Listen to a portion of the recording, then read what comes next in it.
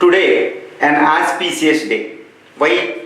Because the Indian government conducted a special parliamentary session. The main agenda, whatever the agenda is there, the main agenda of this special parliament session is to give adieu to the old parliament building and entered into new parliament building. Just we have constructed in the side of this old parliament house in order to meet the new demands, that is the space, etc., and to meet the India's new aspirations. That's why we constructed a new building. But on the eve of this special session, the Prime Minister, Honorable Prime Minister Narendra Modi, recounted, the whatever that happened in the 75 years in this old parliamentary house. In other words, the saga of Indian democracy, as evidenced by the new old parliament house. The old parliament house completed in 1929, by 1929, because of the architects, that Connaught groundbreaking ceremony conducted by Connaught, at that time Duke of Prince, and later this Baker and this Lutyens, architectures of this old building that constructed started in 1927 to 1929, when this Bhavan, this old parliament building, started as a imperial legislative council during the British era. By the 1947, the same Bhavan used as this parliament house, new parliament house of independent India.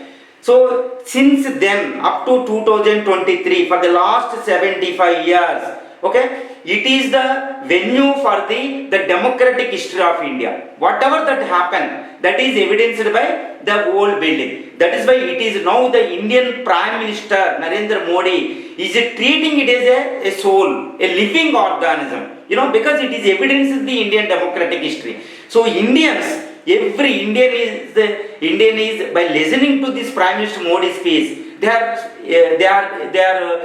ecstatic in nature. I want to use blissful state or ecstatic in nature, because they reminded, because Prime Minister Modi reminded what happened in the independent history, 75 years history. But as a critical appraisal, to the Prime Minister Modi, because the main agenda is this one, but however, his main aim is wrong. Main aim not only remind what happened to this for the last 75 years to Indians, but his main aim is to go for the 18th general election. So his aim is wrong. That is why he could not utter whatever he addressed to the people, it could not reflect whatever that happened in the 75 years. That's why there is a need of the critical appraisal of his Prime Minister Modi's special session speech today.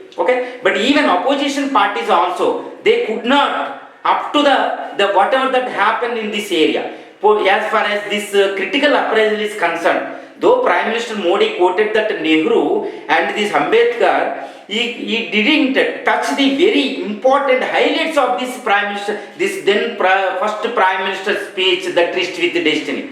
That is very important speech, because on the eve of the Independence Day, at the midnight hour of the August 14th, 1947, then first Prime Minister, Nehru, Jawaharlal Nehru addressed the nation.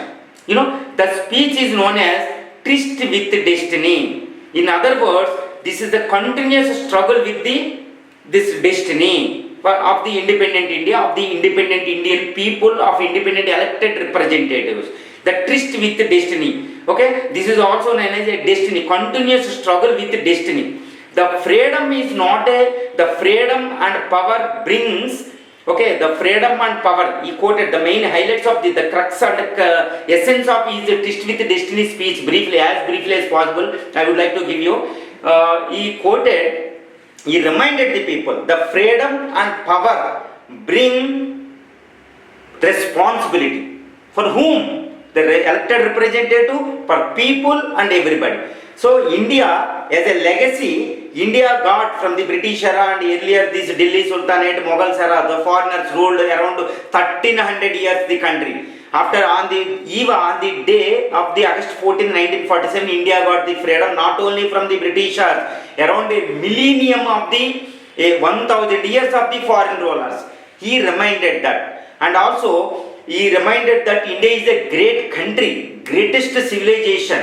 Bharata Mata is the greatest, but however, we got the legacy from the British era, such things like poverty and alleviation, okay, alienation, inequalities, okay, unemployment and ignorance and diseases and drought and starvations and violence mostly, because communal violence, communalism, etc., etc. He quoted that problem. But this is the hour after the 75 years of independent history in 2023 on this day. Okay, the Prime Minister should have, okay, critically reviewed whatever that put him on the day of the independence. He didn't touch this issue. Okay, of course, we will, let me talk about the critical appraisal or critically review whatever we have achieved for the last 75 years regarding based on the as a benchmark. But just let's take this Tryst with Destiny speech as a benchmark for our critical appraisal.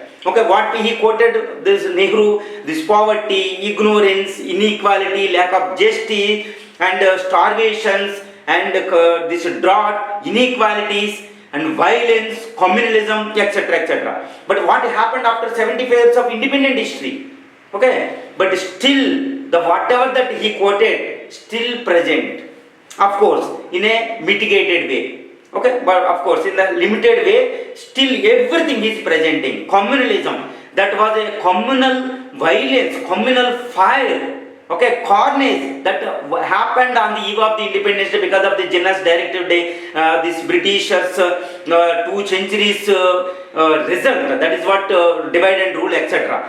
Even after 75 years, it has been continuing this communal violence because politically motivated. Of course, the external forces, Pakistan is also there. They are instigating. Okay, they are supporting this terrorism, etc., etc.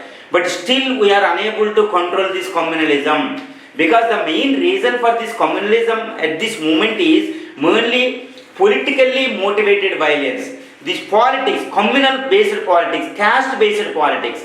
Okay, for the last, as far as the economic, other front, economic inequalities, poverty, unemployment. Still we have, of course, the reason is mainly population, increasing of the population. Since independence, we have around 5.5 times increase in the population growth. That is the main reason. However, we are independent country now. Okay, we have been implementing 12 5-year plans, next Niti Aayog for the last 10 years. Okay, around 75 years planning, independent planning. Of course, we got a lot of result, but still this poverty and inequalities are still continuing, still lingering on Indian soil. So this is the failure. Okay, this is the time to critically analyze this one and critically evaluate, and we should take the measures to eradicate them as early as possible. Of course, in Amrutkal, at least if you reviewed critically, we can take effective measures in the coming 25 years. That is what we are describing as a Amrutkal, as this Prime Minister Modi described this Amrutkal. This Amrutkal period is very important. You know, now every measure, okay, every economical financial institution, IMF, Moody, S&P, Standard & Poor, everybody is unanimously predicting that India is going to become the superpower by 2047 by emerging as the second largest economy next to China. And that is not easy. By surpassing the present superpower, that is United States of America, India is going to become $40 trillion economy by 2047. But this at macro level, this superpower status, everybody is talking. But what about the micro level? Whether it is reaching to every nook and corner, all geographical region and every section of the people. Recently, this Oxfam report, okay, revealed the greatest side and dark side of the Indian 75 years of history. That is what ever-growing inequalities. Okay, inequalities, disparities. The greatest revelation is the top 1% of the Indian populations are holding the 30% of India's wealth. Okay, below 50% of India's population is controlling merely a 3% of asset. Okay, this is the greatest dark side of the India's democratic history for the last 75 years. So it is the time to review. The Prime Minister of India didn't touch this issue. Opposition parties didn't touch this issue. This is the failure of all. All means those who ruled since 1947. So we should accept this fault. So we should take effective measures. So the parliament in the eve of this special session, they should have conducted a constructive dialogue deliberation process, not politically motivated process. The oppositions and ruling parties both are debating in view of the coming general election, 18th general election, not in view of the country's Amrut Kal, the important agenda of this Amrut Kal. That is why it is the time every Indian should demand the Indians, demand the parliamentarians and demand the Prime Minister and demand the government should conduct another special parliamentary session to give a special manifesto, special agenda or a strategy for the Amrut Kal 25 years. This is very important. But of course, so I would like to highlight give the highlights of the 75 years of the India's whole parliamentary house. What happened in the parliamentary house? In fact, it is started, this working of this whole parliamentary bhavan started in 1929. In 1929, the greatest incident in this one, Batukeshwar Dutt and Bhagat Singh on behalf of Hindustan Republican Socialistic Association, they threw a bomb in the parliament house. Their main aim is to remind the Indians, encourage the Indians to struggle against the Britishers, oppressive Britishers. They succeeded. Of course, they met these hangings in the Lahore in 1929, in 1931, that era. That is the greatest incident. In 2001, another dark side is terrorist attack on the Indian Parliament. Around 6 people sacrificed their lives. That is important. The another important thing is, in 1947, on the day of the Independence Day, on the midnight of August 14th, 1947, the then Prime Minister Jawaharlal Nehru delivered a speech, addressed the nation. The speech is known as the Tryst with Destiny. The Tryst with Destiny. That is that paved the way for the 75 years up to today. This directed the Indians towards the development, economic, social, other development. Another important greatness of this whole parliamentary building is, the Constitution Assembly from the 1947 August 14th up to 1950 January 26th, that Constituent Assembly acted as a first Parliament of India. And also one day Parliament of India, another day after day, another day as this Constituent Assembly, which means that Dr. B.R. Ambedkar wrote a written Indian Constitution in that Bhavan. The first Parliament, after the conduction of the first parliamentary election in 1947, November 1951 to February 1952, the first Parliament, elected Parliament of India, met in May 1952. Since then, India has been uninterruptedly, has been vibrantly, robustly working as a democracy. This is not a small feat. In view of the hundreds of the countries across the planet was failed as a democratic nation, include some of the developed nations also. But India, it is a continuous, it is a consistently, it has been flourishing. Forget about some up and downs. But the greatest thing of this, greatest achievement of this whole parliamentary bhavan is our present vibrant democracy. So this is what the parliamentarians should have remembered, should have quoted in the eve of this one. It is not a simple thing. The greatest, India's green revolution formulated and various revolution, it eradicated almost all hunger across the country. This is the greatest achievement, and also various democratic rules, acts, constitutional amendment acts continuously. The greatest things happened. This is the unparalleled in the democratic history of the globe. Really, this is the greatest moment for every Indian to give adieu to this whole parliamentary. But I think that this Indian parliamentarian, Indian government is contemplating to convert this whole parliamentary building as a museum.